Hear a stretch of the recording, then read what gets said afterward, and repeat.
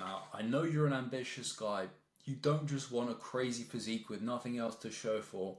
You don't want to be some dumb meathead at the gym who can't speak properly, who can't articulate himself, who has absolutely no ambition in the rest of his life, and just goes to the gym, swings some weights around, and gets jacked.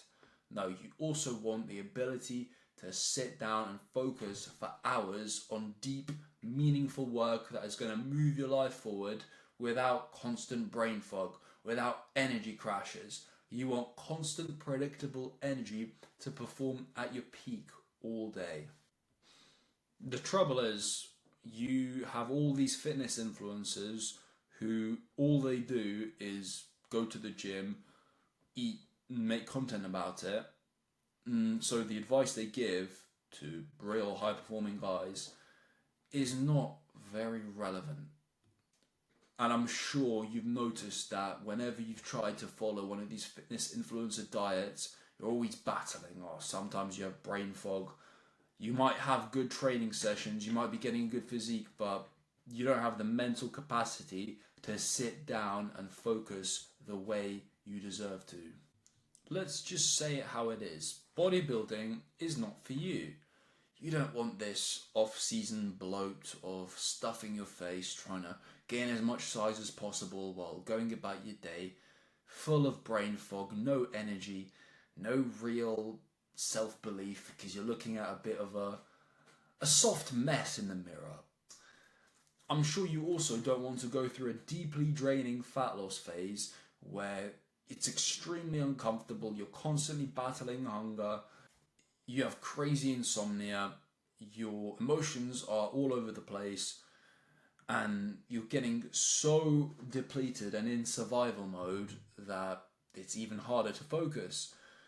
Just so that you can get spray tanned in a room full of naked guys and step on stage to flex for some judges. Now, I'm not talking down on this. I've been through this process. I've done a bodybuilding show and it was great fun. But I did notice that I wasn't particularly productive during this phase of my life. No, when you're doing this, the productivity is the physique, and that's sort of all you're focused on. When you obsess over bodybuilding and physique only, you put a massive focus just on protein and calories, and that's only one part of the puzzle. This always leads to shit nutrition because you have all of these vitamin and mineral deficiencies, the micronutrients that actually make you feel good on a daily basis, give you energy and allow your body to function properly. The kicker is that when you follow bodybuilders, they don't actually need micronutrients to get that energy, that hormonal profile, because they inject it in the form of steroids, TRT, other drugs. Now, I actually have never done that. I'm completely natural. That's exactly why you get to this conditioning and you feel like death. Bodybuilding workouts could be intensely fatiguing because the only goal you have is how can I pack on as much muscle as possible or retain my muscle while I get shredded, meaning that you're gonna go crazy. They honestly leave you feeling pretty mentally retarded after the workouts are done. That can cost you hours throughout the day where your focus isn't sharp.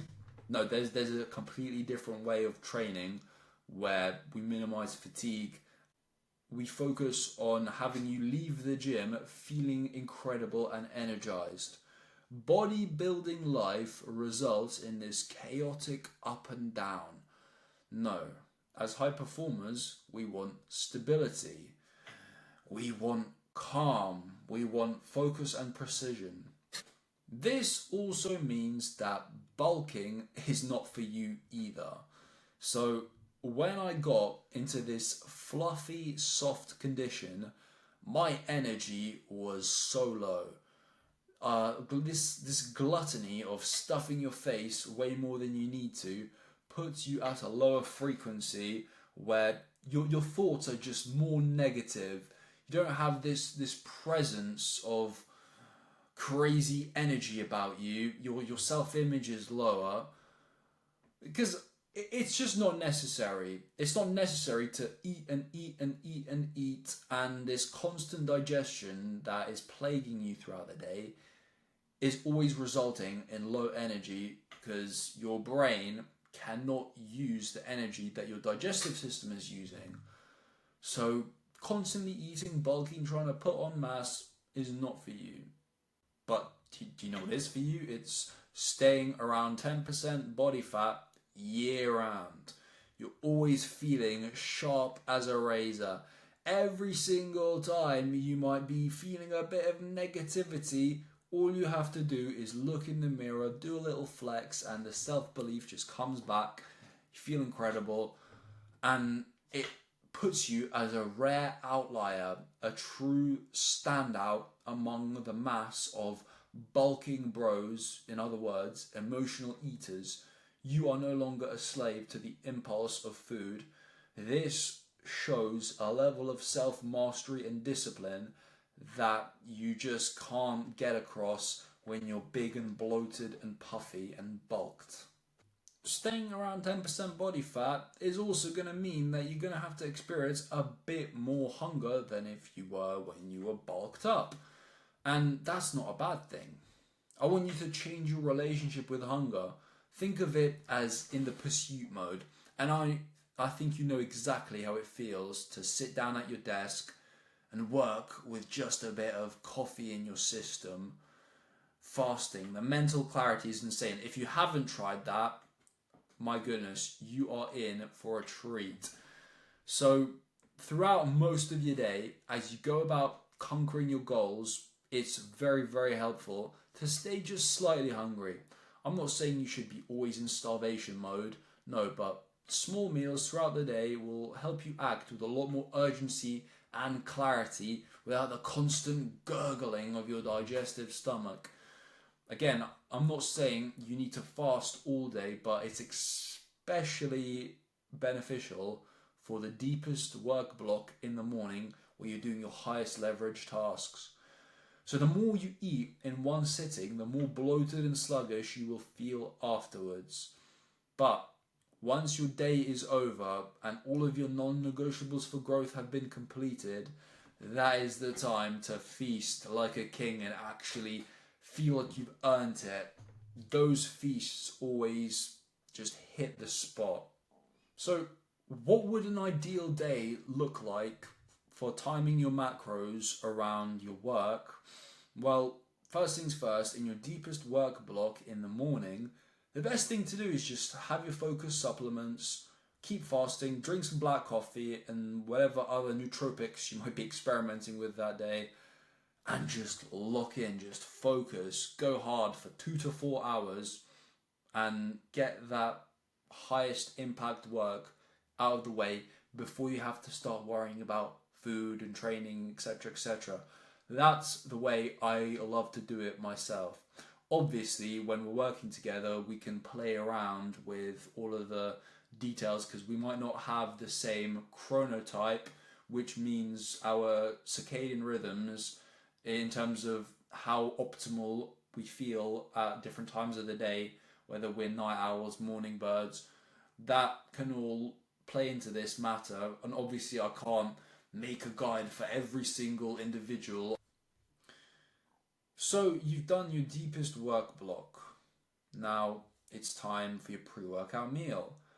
This meal is always going to taste that much better because you have just put in an effort. You have sacrificed temporary comfort to do some uncomfortable work, hopefully, and now that meal is just going to feel that much more rewarding.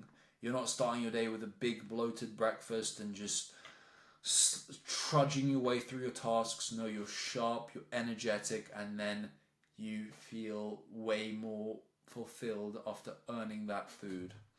The perfect pre-workout meal is always going to be fast digesting carbs, which is high sugar fruit like dates, bananas. I also love watermelon, but for different purposes.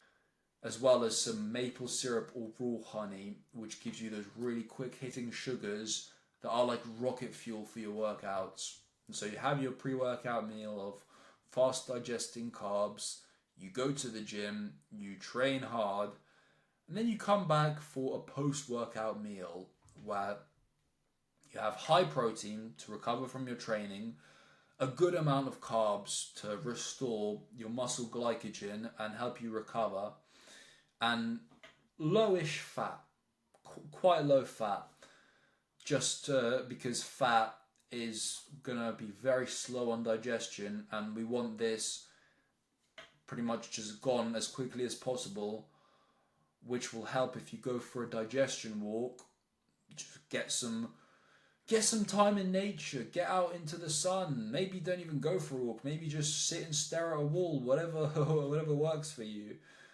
And then after that, you're going to be way more perfectly primed for your afternoon work block, where you're not doing as high leverage tasks, but you still need to be productive, you still need to be sharp. Once that's over, you have your end of day feast. You have a high protein, high carbs, high fat, everything of your macros is at its maxed out throughout the day. That's when it's gonna hit the spot. You're gonna feel like you've earned it, and you're gonna be able to enjoy the foods that you've been looking forward to the most all day. So I talked a lot about macros there, how to balance your carbs, your protein, your fats throughout the day, but arguably more important than that is going to be your micronutrients. So imagine you're building a house. Macronutrients are the raw materials, your wood, your bricks, your glass, but micronutrients, they're the construction workers that come in, they assemble those materials into the structure that becomes a house. Without micronutrients, your system isn't going to work effectively. Things aren't going to move as smoothly as you want. Again, like I said already, you're going to be in a lower state of energy. Everything's going to be harder if your micronutrients are deficient.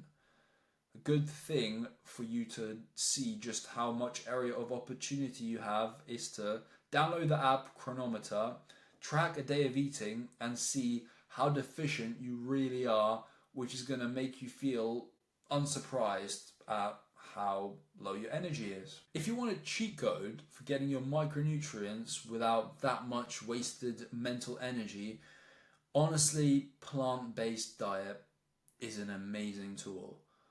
So let's just cut to the chase. You're not a bodybuilder.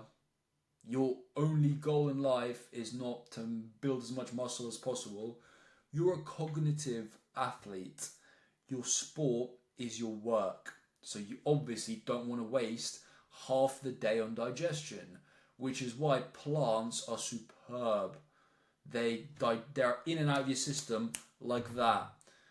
Because you know that slow, that heavy feeling meat gives you.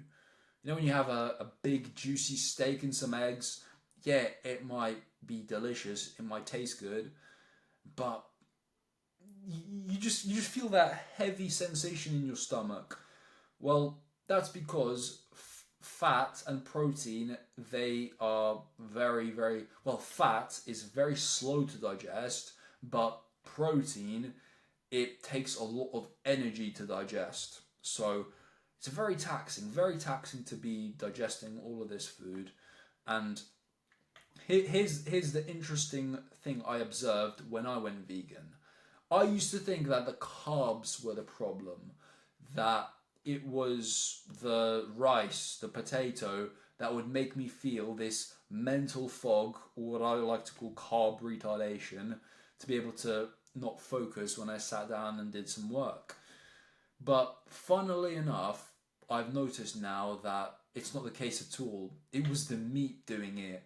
Or rather, it was the combination of the fatty meat, the high protein, and the carbs that just created a bit of a digestive monstrosity. Now, when I eat a lot of sweet potato and seitan, which is wheat gluten, aka the best form of vegan protein, way more than meat even is. But when I eat that, I notice no dip. I'm still feeling sharp as a razor. I still feel light and springy. Ever since I went vegan and followed a whole food, plant-based diet, I've noticed so much more energy, better focus. It's easier to stay lean and I get less of a food coma every single time I eat. I've also found it significantly easier to control my macro ratios throughout the day.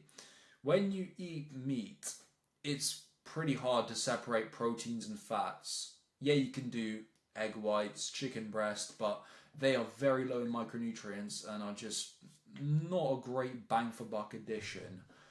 But with a plant-based diet, it's very easy to add in extra fat if and when you need it. It's an absolute cheat code, and I would highly recommend it to anyone.